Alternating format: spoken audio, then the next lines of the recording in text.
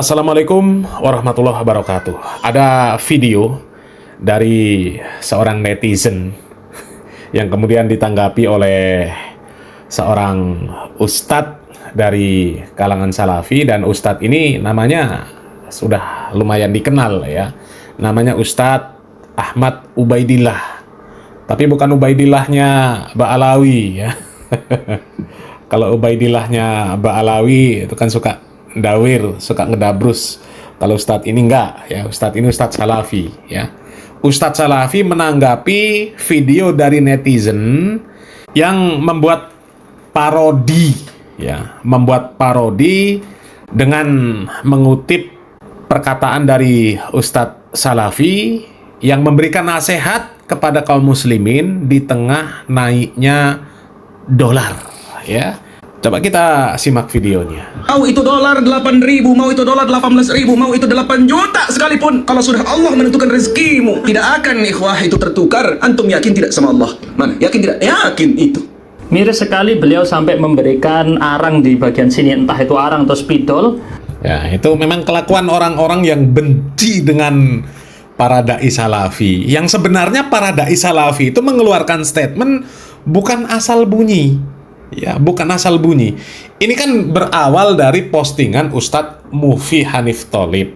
Ya, Ustadz Mufi Hanif Tholib itu kan dalam postingannya menulis bahwa Allah yang menjamin rizkimu saat dolar 6.000, Allah juga yang menjamin rizkimu saat dolar 18.000. Yakinlah rizkimu tidak akan pernah diambil orang atau salah alamat ya ikhwan. Ya. Sebenarnya Ustadz Mufi Hanif Tholib ini mengajarkan tauhid kepada kita, mengajak kita untuk menggantungkan segala urusan kita kepada Allah Subhanahu wa taala. Ya, apa salahnya? Ya, bukankah kita mengatakan la haula wala quwata illa billah? Ya. Ya, bukankah kita memasrahkan segala urusan itu memang kepada Allah Subhanahu wa taala, dan Allah Subhanahu wa taala yang menjamin rizki kepada kita gitu loh. Ya. Apa salahnya statement dari Ustadz Mufi Hanif Tholib? Kan gak ada salahnya. Ya. Beliau mengajak kita di situasi yang sulit untuk kita menggantungkan harapan kita kepada Allah Subhanahu wa taala dengan kita terus berusaha gitu loh. Berusaha dari segala sisi, memperbaiki kondisi kita, memperbaiki kondisi lingkungan kita, ya. Kita memperbaiki segala kondisi. Kalau memang pemerintah salah, ya memberikan nasihat kepada pemerintah, ya tentu dengan cara yang macam-macam. Ya, caranya macam-macam. Ada yang menasehati ya dengan 4 mata, itu bagus. Ya, ada yang menasehati secara terbuka. Itu secara syariat Islam memang nggak diperbolehkan. Ya, mengkritik pemerintah di muka umum secara syariat Islam tidak diperbolehkan. Tapi sistem pemerintahan kita memang membuat sistem seperti itu, mengkritik pemerintah di ruang terbuka. Bahkan boleh dengan, ya bukan sekedar mengkritik di ruang terbuka saja, membolehkan demonstrasi. Ya, karena memang sistem kita demokrasi. Gitu loh. Dan kita nggak bisa serta-merta mengatakan orang yang mengkritik pemerintah secara terang-terangan, orang yang melakukan demo, kemudian dikatakan itu khawarij. Ya, nggak begitu mudahnya mengatakan seperti itu, karena memang sistem pemerintahan kita dibuat seperti itu. Hanya saja, mengkritik itu juga mengeluarkan kata-kata yang baik. Nggak boleh mengeluarkan kata-kata yang bentuknya hujatan, apalagi kasar, kotor, dan sebagainya. Ya, demo juga seperti itu, nggak boleh anarkis, nggak boleh menimbulkan kerusuhan. Kan seperti itu, harusnya seperti itu. Ya, gitu loh. Ya, dan sekali lagi kita nggak bisa begitu mudahnya mengatakan orang yang mengkritik pemerintah secara terbuka khawarij, orang yang mereka demonstrasi itu khawarij juga, nggak bisa seperti itu ya, karena memang sistem pemerintahan kita dibuat seperti itu gitu loh ya. Beda lagi kalau memang sistem pemerintahan kita tidak memperbolehkan seperti itu dan kemudian Ya, ada yang melakukan seperti itu, barulah itu melanggar undang-undang, boleh disebut khawarij, ya.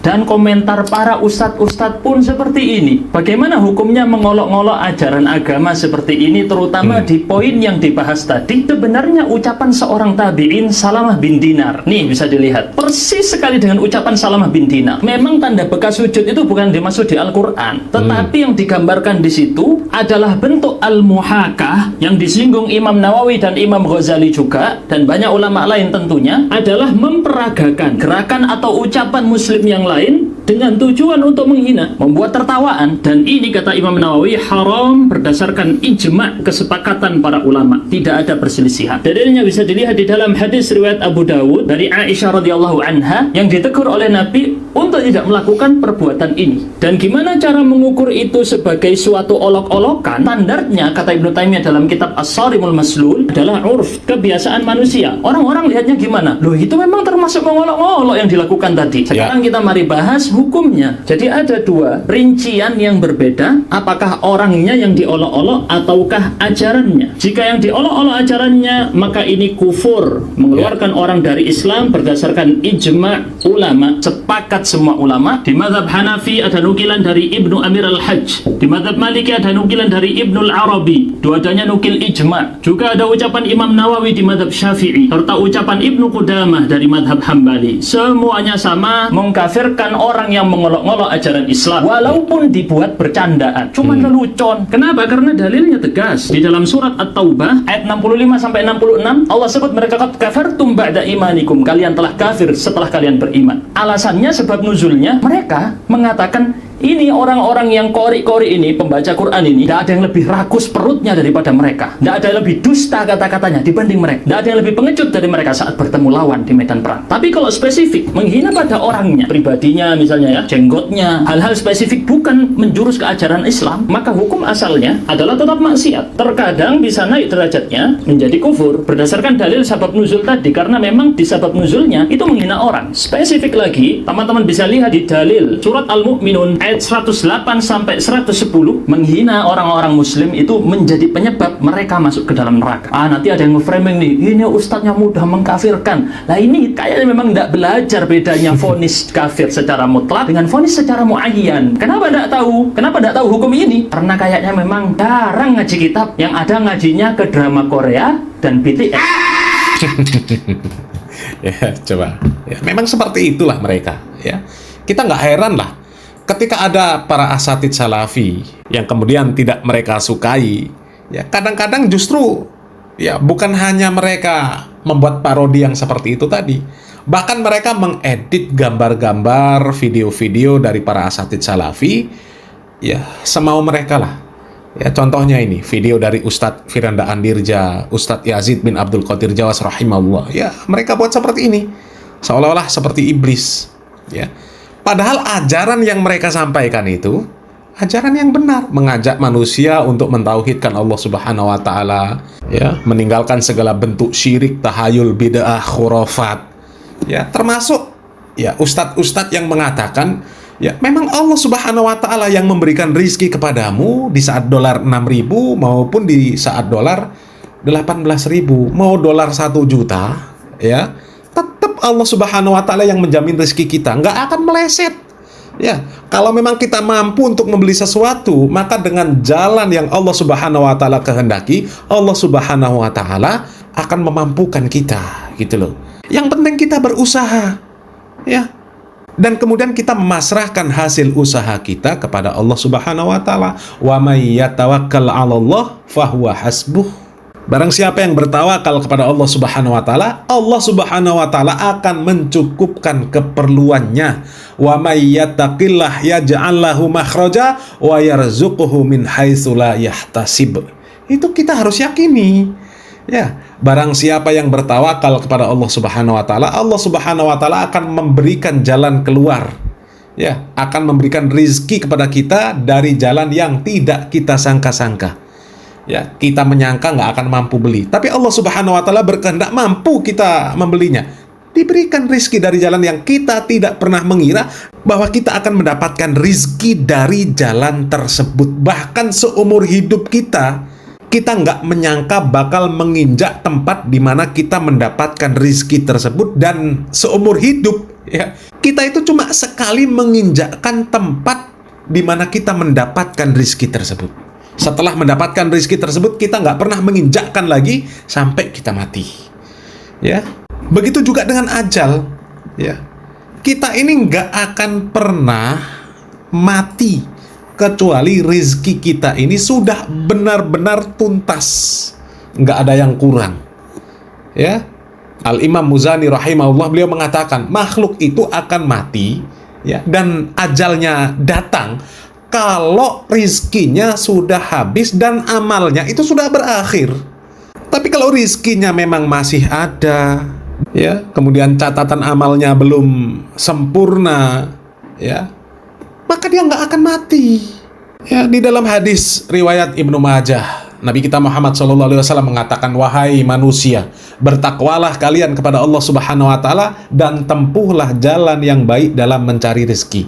Karena sesungguhnya tidak akan mati seorang hamba sampai dia benar-benar memakan seluruh rezekinya. Maka bertakwalah kalian kepada Allah Subhanahu wa Ta'ala. Cari jalan yang baik dalam mencari rezeki. Ya, ambil yang halal, tinggalkan yang haram. Kan seperti itu. Ya, bahkan dalam urusan ajal pun, ya, kalau memang Allah Subhanahu wa Ta'ala berkehendak mematikan kita di suatu kondisi, di suatu tempat, meskipun ya kita nggak pernah punya rencana, kita nggak pernah berpikir bakal menginjakkan kaki kita di tempat itu, kalau memang sudah ketentuan Allah Subhanahu wa Ta'ala kita meninggal di tempat itu, maka Allah Subhanahu wa Ta'ala akan membuat sebuah urusan di mana kita harus mendatangi tempat itu. Dan kita datang pun untuk mati, cuma untuk mati di tempat itu. Ya, meskipun kita mendatangi tempat itu harus mengeluarkan biaya yang besar, ya, harus mengeluarkan tenaga yang besar, harus melibatkan banyak orang, tapi cuma untuk mati. Memang seperti itu. Apa yang nggak mungkin bagi Allah Subhanahu wa Ta'ala? Ya, kita tawakal kepada Allah Subhanahu wa Ta'ala. Bahkan kalau kita tawakal seperti tawakalnya seekor burung, ya, tawakalnya seekor burung, mereka pergi di pagi hari nggak bawa apa-apa, pulang dalam keadaan kita kenyang. Dia nggak tahu dia mau cari makan di mana, nggak ada rencana, nggak ada planning besok mau cari rezeki di mana. Ya, jadi nggak tahu lah. Mungkin mereka menganggap ketika Ustadz Salafi mengajak kaum muslimin untuk menggantungkan harapan mereka ya, kepada Allah Subhanahu wa Ta'ala, menggantungkan urusan kepada Allah Subhanahu wa Ta'ala, mungkin dianggap Ustadz Salafi itu ngajak malas, nggak ngapa-ngapain, nggak mikir dan sebagainya. Ya, padahal ya kalau kita memikirkan, justru mereka ini yang nggak mau berpikir. Ustadz Salafi itu mengajak kita menguatkan tauhid, ya, bukan mengajak kita malas, nggak mau berpikir, nggak mau bekerja. Itu ya. Tapi mereka ngakunya ya paling paham terhadap agama, model seperti itu, sampai naudzubillah min dzalik ya, jidatnya dikasih hitam-hitam untuk membuat parodi yang seperti itu. Naudzubillah min dzalik ya. Mudah-mudahan Allah Subhanahu wa Ta'ala memberikan taufik dan hidayah. Barakallahu fikum. Wassalamualaikum warahmatullahi wabarakatuh.